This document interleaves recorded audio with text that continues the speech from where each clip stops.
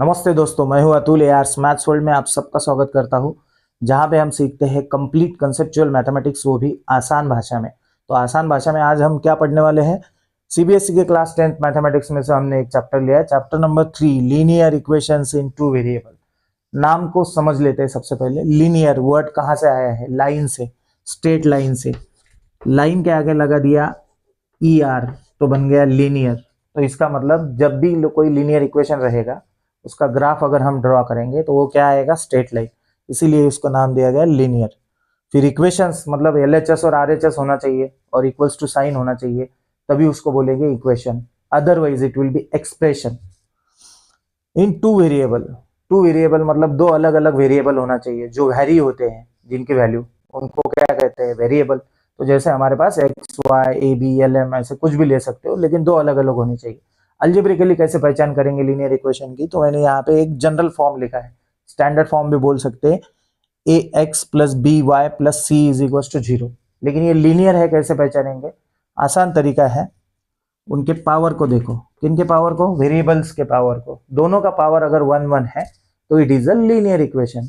दो अलग अलग वेरिएबल है, इसीलिए linear equation in two variable. Example के तौर पे समझो, हमने लिया है 2x plus 3y square plus 9 is equal to 0।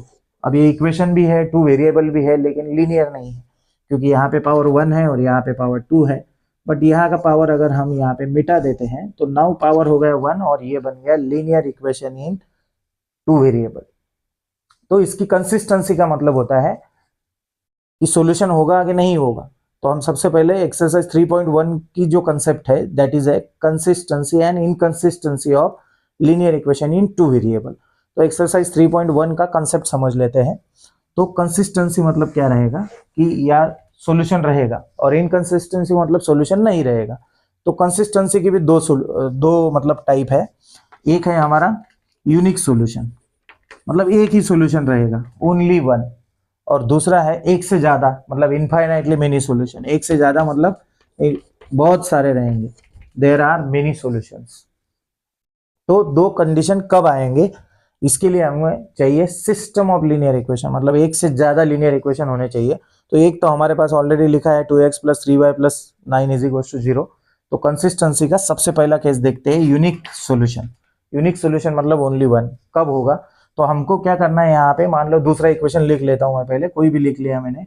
समझो 4x प्लस से 5y plus 7 is equal to 0, right.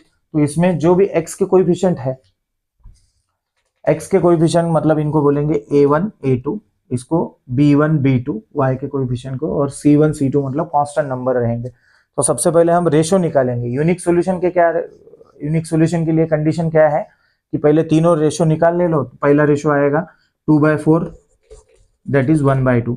मतलब इसको शॉर्टकट में लिखता हूं मैं 1/2। तो पहला a1/a2 आ गया 1/2, एंड ये आ गया 3/5। फिर ये मतलब b1/b2, y के कोएफिशिएंट क्या है?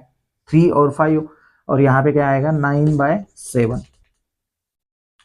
क्या ऐसा जरूरी है कि इसी को फर्स्ट कंसिडर किया जाए और इसी को सेकंड? ऐसा कोई जरूरी नहीं है।